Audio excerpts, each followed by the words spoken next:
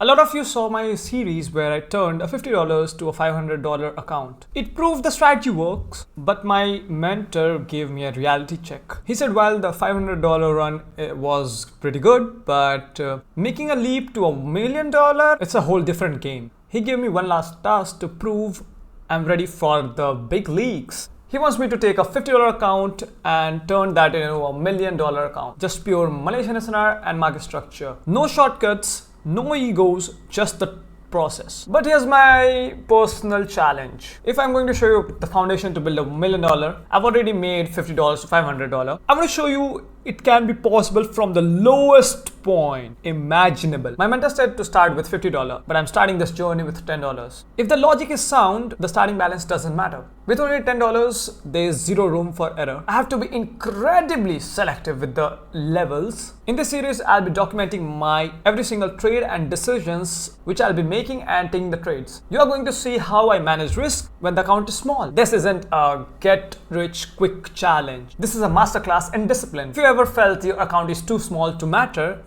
this journey is for you. Subscribe for episode 1, join the Telegram and follow me on Instagram to follow the journey. The road to million starts with $10. Let's begin.